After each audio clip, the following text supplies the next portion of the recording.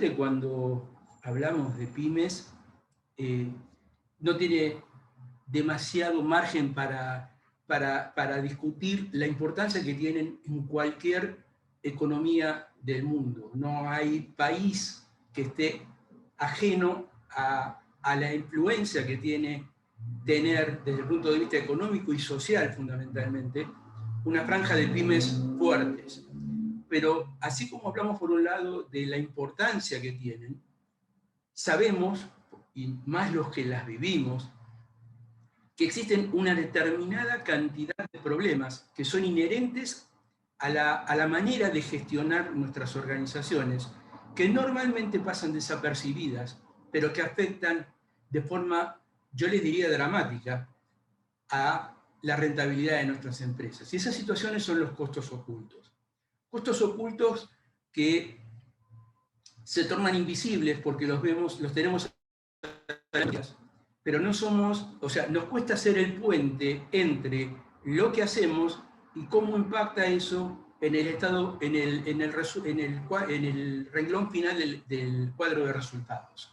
O sea, después de haber vivido un año realmente difícil como fue el 2020, con todo lo que implicó, con todas las empresas cerradas, con la gran cantidad de quiebras y de cierres de pequeñas y medianas empresas, a mí me gusta plantearme hoy de cara al 2021 con este siguiente pensamiento, ¿no es cierto? Cuando hablamos de las pymes y sus dificultades, el problema no es la pandemia. La pandemia fue una situación coyuntural que nos pegó un cachetazo y nos despertó de un montón de cosas, y creo que en algunas cosas nos hizo acelerar nuestro desarrollo de una manera realmente impresionante. Para mí el problema cuando hablamos de pyme es lo endémico de la situación, de los problemas de gestión que tienen las pymes. Y cuando hablo endémico, hablo de lo general y de lo permanente. O sea, no es una cuestión coyuntural como la pandemia, o sea, sino que es estructural, está en el corazón mismo de la manera de gestionar. En realidad lo único que hizo la pandemia fue dejar al descubierto las piedras que siempre supimos que existían, pero como estaban cubiertas por el agua no las veíamos. Nosotros tenemos, por una cuestión de hábito, una cantidad de detalles que debemos pulir en nuestras empresas, que no lo hacemos porque estamos siempre muy ocupados, porque estamos facturando, porque estamos entregando, porque estamos produciendo. Y eso nos genera un flujo de fondos que llegan a nuestra empresa que es como que tapan esas piedras. Mientras las piedras no las vemos, creemos que no existen. Pero la realidad es que están. Y cuando el agua se retira, quedan a la vista. La pandemia tuvo para mí ese efecto. Y ante esa situación tenemos dos caminos. La primera es seguir considerándonos víctimas, participar en foros como People and Business u otros que conocemos en otros lugares, y reunirnos y hablar de nuestros problemas y medio como hacer catarsis, ¿no es cierto? Como un grupo de autoayuda. Y después nos vamos a casa y seguimos igual. O la otra opción es constituirnos en verdaderos motores de cambio.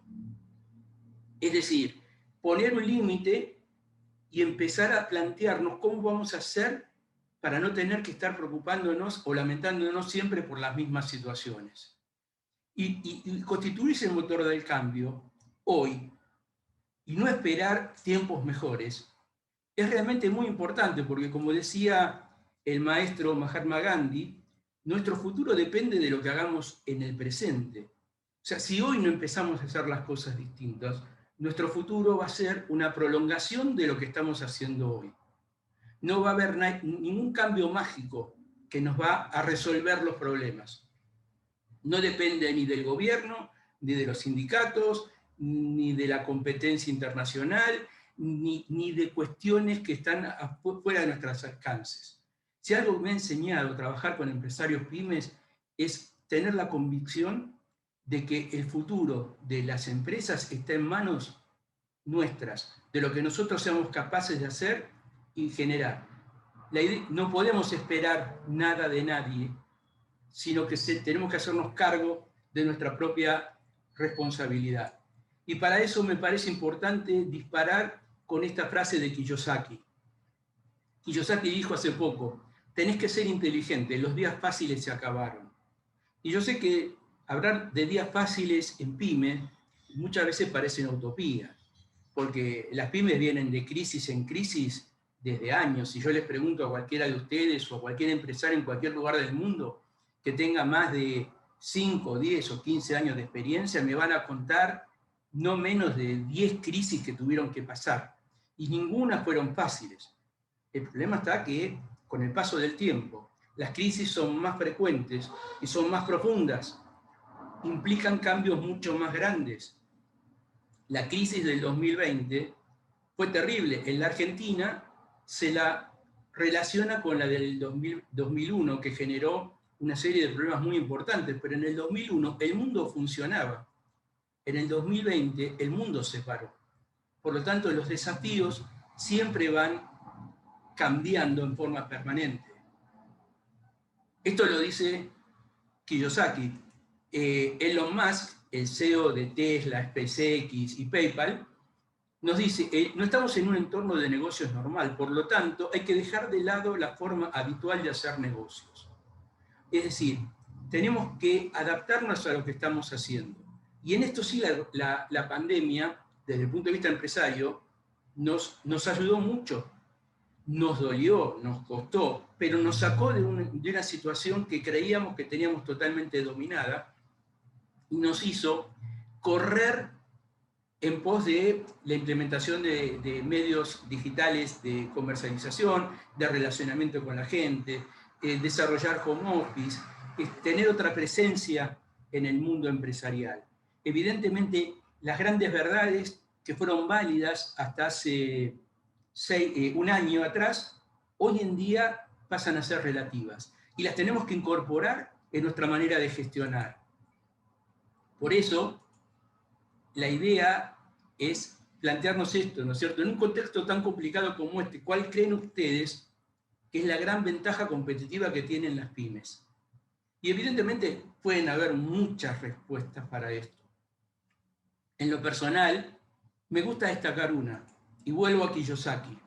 Kiyosaki tiene esta frase que para mí es crítica cuando hablamos de rentabilidad, de posicionamiento y de calidad de satisfacción del cliente y de gestión. Él dice, el problema de este mundo es que no hay suficientes solucionadores de problemas. Por lo tanto, si te conviertes en un solucionador de problemas, te vas a hacer rico.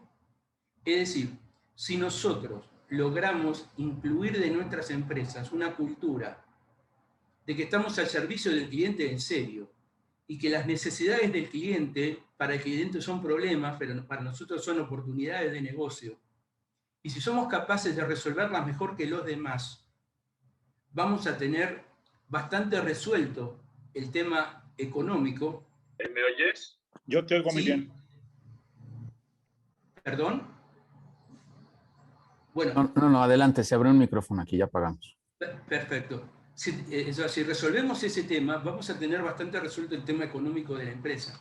O sea, y vamos a ver que no es una cuestión de recursos, no es una cuestión de billetera o de cuenta corriente bancaria. Es una cuestión de creatividad, es una cuestión de compromiso y es una cuestión de agilidad para poder llegar al cliente con la mejor solución.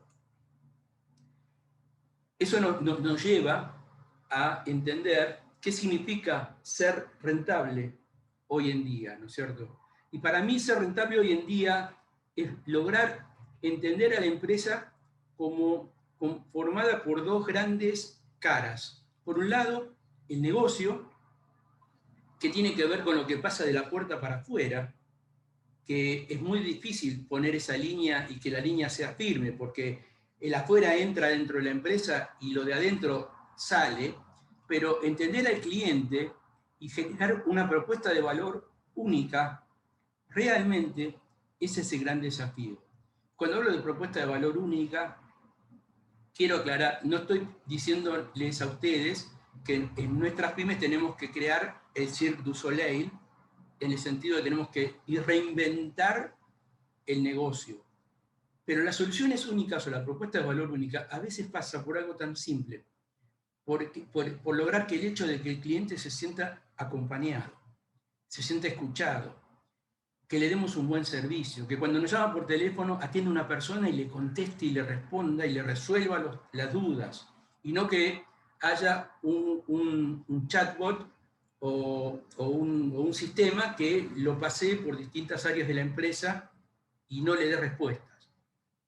Y la otra parte tiene que ver con la gestión, y la gestión tiene que ver con la capacidad de generar los recursos, generar el margen de ganancia necesario para seguir llevando adelante el proyecto.